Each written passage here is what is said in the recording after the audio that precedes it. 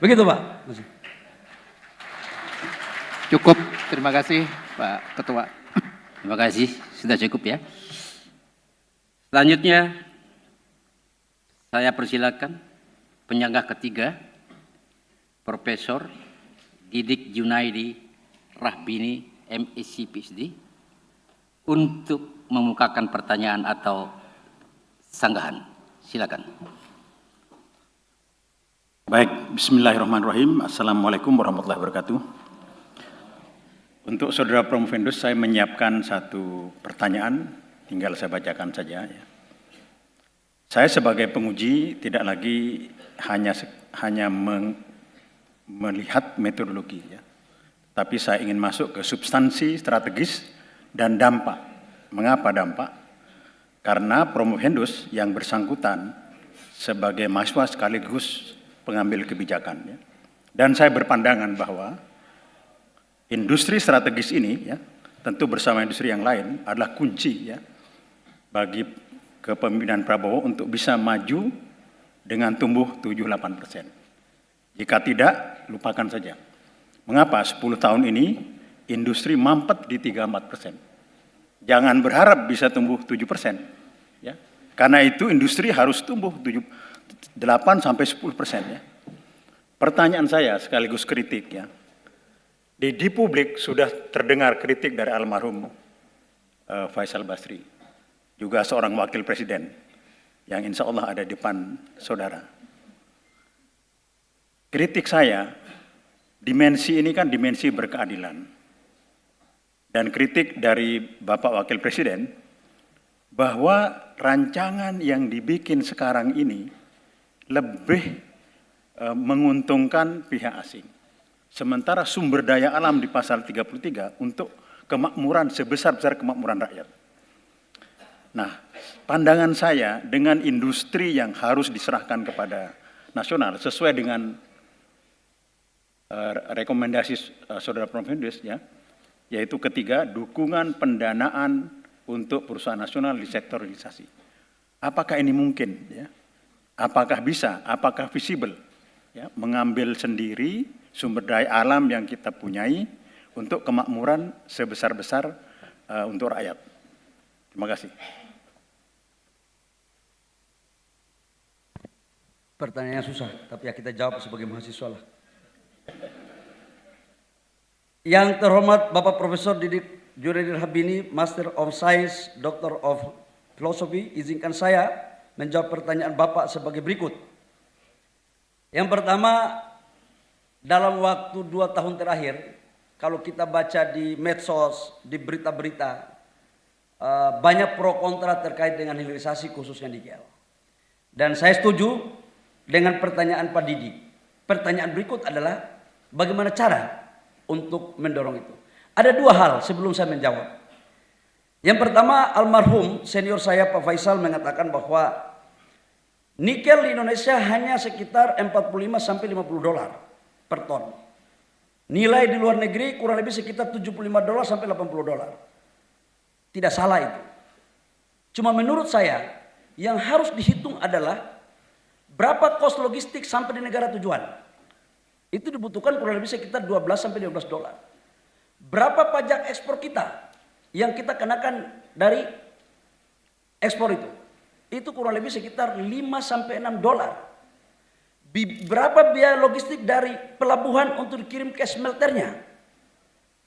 Itu bisa 3 sampai 4 dolar. Hitung-hitung sudah 70 dolar juga. Masa orang dagang nggak boleh untung 5 sampai 7 dolar? Jadi apa yang disampaikan oleh abang saya almarhum nggak salah. Cuma mungkin datanya yang tidak komprehensif. Makanya di kesempatan ini saya menyampaikan bahwa biaya 45 dolar sampai 50 dolar itu biaya pokok, belum ditambah biaya-biaya lain sehingga sampai di negara itu. Nah, yang kedua adalah ada juga yang mengatakan para senior kita, guru kita, orang tua kita, bahwa smelter ini hanya menguntungkan asing, nilai tambahnya itu di asing.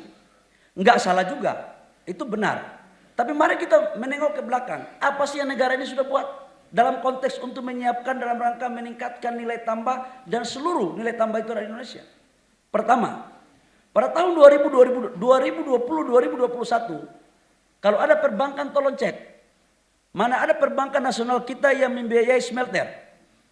Andaikan pun ada minta equity 40-50%. Dari mana siapa yang bisa melakukan itu? Yang kedua, andaikan pun itu ada, mutarnya minta ampun. Kalau kita tawaf di Mekah jelas berapa putaran dan berapa menit. Kalau tawaf di perbankan nggak jelas kapan selesainya.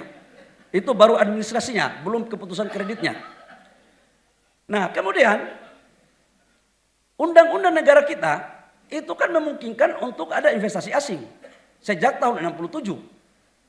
Nah, waktu itu kita berpikir adalah melakukan percepatan-percepatan pengelolaan dalam rangka menciptakan lapangan pekerjaan agar ekonomi kita tidak terlalu jatuh. Nah, kalau ditanya apakah cocok dengan rumusan yang kami sampaikan tadi, Pak Prof Didik, saya harus mengatakan bahwa kalau kita ingin berdaulat secara seutuhnya dalam rangka pengelolaan sumber daya alam, tidak ada pilihan. Pemerintah dan perbankan harus duduk bersama-sama untuk membuat keputusan bahwa izin kita berikan kepada pengusaha nasional, tetapi perbankan harus membiayai untuk industrinya. Kalau itu terjadi, maka kita tinggal asing itu tinggal kita membeli teknologinya. Andaikan pun kita kolaborasi dengan mereka, itu tidak banyak. Dan itu bisa melakukan penetrasi pasar ekspor. Ini juga yang terjadi di China pada tahun 80 dan tahun 90. Jadi menurut saya tawaran konsep yang saya lakukan atas dasar lewat sebuah kajian akademik, insya Allah mendekati hal yang kita inginkan untuk bagaimana penciptaan nilai tambah itu bisa dirasakan dan dimanfaatkan seutuhnya oleh Negara Kesatuan Republik Indonesia dan demi kesejahteraan rakyat kita. Demikian. Rob? Cukup Pak, kita tunggu aja realisasinya.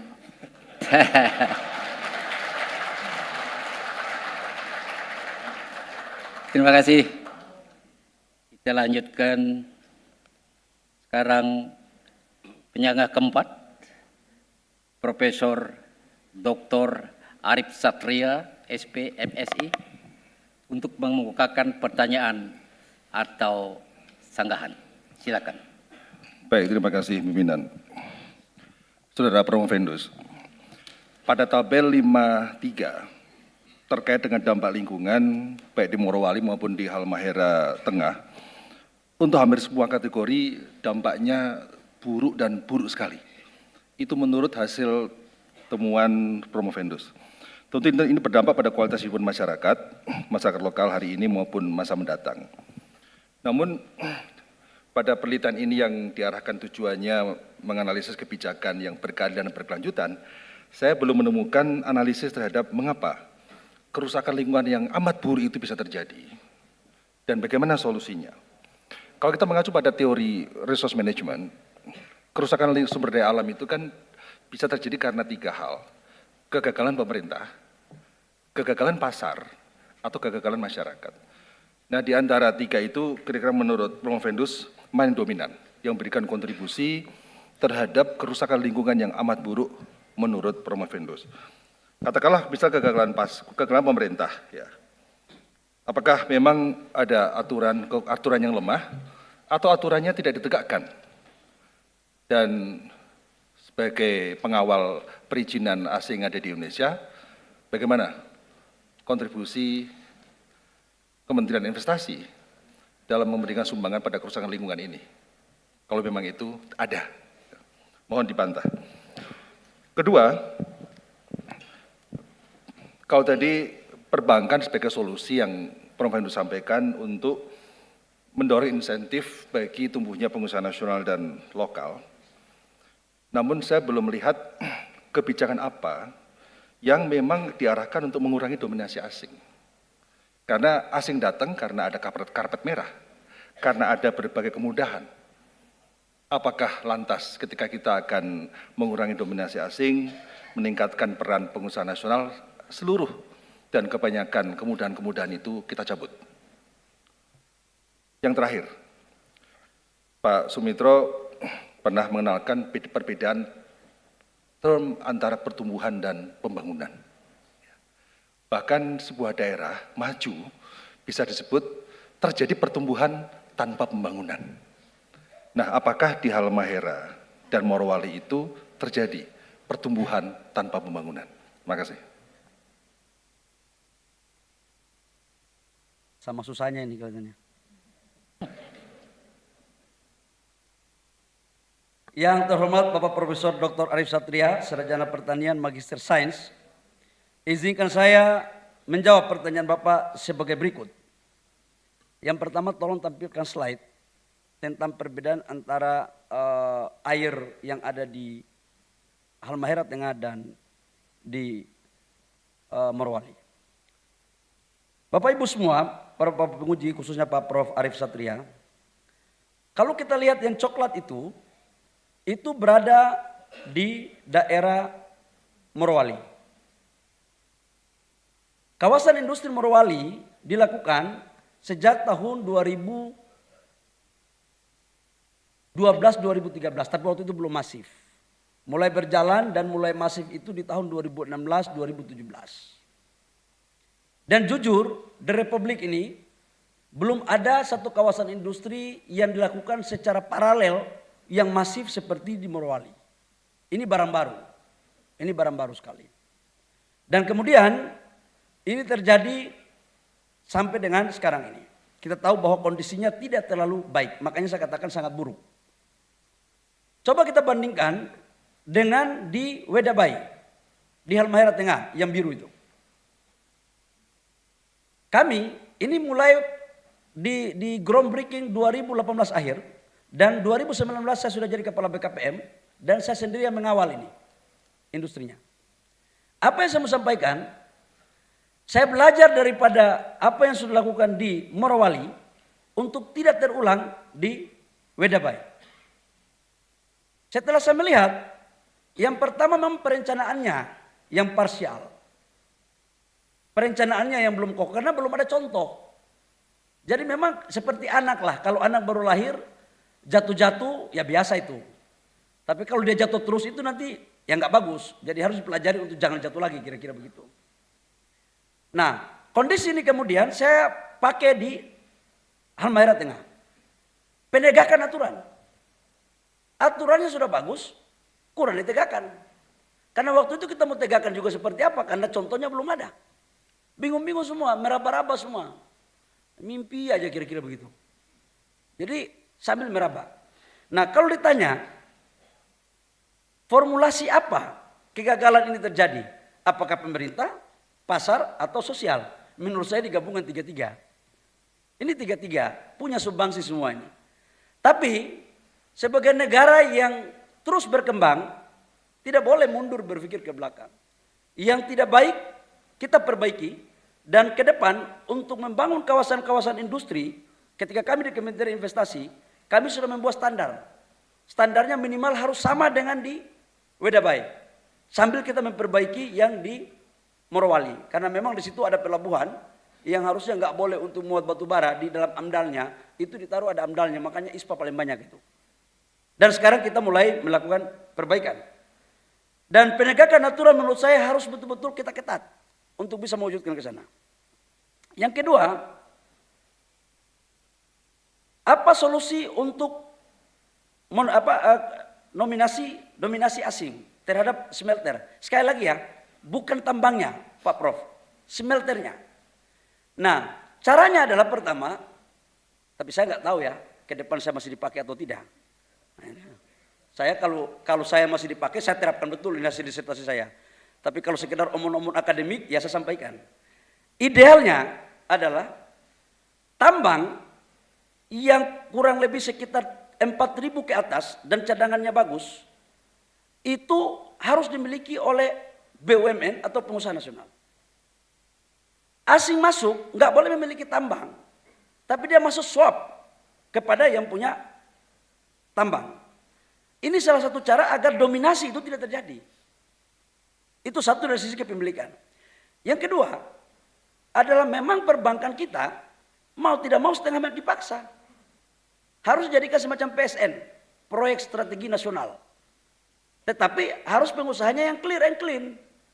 Jangan pengusahanya yang mohon maaf, begitu dapat duitnya yang nggak sesuai dengan apa yang direncanakan. Ini juga membahayakan negara. Nah ini yang harus dilakukan Pak. Kalau dua ini mampu kita lakukan dan pemerintah kawal, insya Allah dominasi itu perlahan-lahan mulai berkurang. Ini kan persoalannya hanya mau atau tidak mau aja. perbankan kita masih lebih bagus untuk memberikan kredit standby loan 100 triliun, 200 triliun kepada nasabah yang sudah dianggap percaya. Nanti kalau sudah bagus meminta refinancing. Ini kayak penggadaian juga kadang-kadang. Ya itu nanti tugas Golkar ke depan akan memperbaikinya. Nah, mohon maaf Pak Muzani, ada Gerindra juga. Kita sama-sama Pak. Yang ketiga, menyangkut dengan apakah pertumbuhan tanpa pembangunan itu terjadi di Morowali dan di Halmahera. Kalau kita menengok pertumbuhan ekonomi Maluku Utara pada di bawah 2018, itu pertumbuhannya maksimal pertumbuhan ekonomi nasional. Kalau pertumbuhan ekonomi nasional kita itu sekitar 5-6%. Tidak pernah lari dari situ.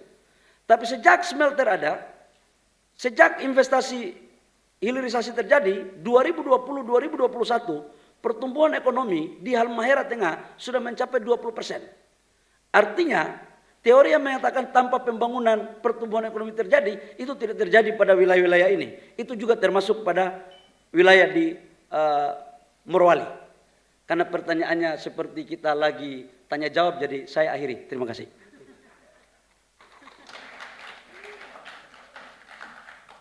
Gimana, Prof? Cukup? Terakhir, Ya. soal pertumbuhan tanpa pembangunan, ini kalimat yang singkat, tapi maknanya dalam. Artinya kita evaluasi berbagai daerah-daerah pertambangan di Indonesia, apakah benar memang yang terjadi adalah pertumbuhan tanpa pembangunan? Karena begitu bicara pembangunan, bicara pemerataan, bicara soal Human Development Index, bicara tentang kesehatan, bicara tentang keadilan dan lain sebagainya. Tidak sekedar GDP per kapita, GDP growth yang ada. Jadi itu sekedar mengingatkan kepada Prof. Fendus. Terima kasih. Makasih Prof. Akan saya jadikan referensi pada pemerintahan berikutnya. Insya Allah. Ya. Sudah ya, terima kasih.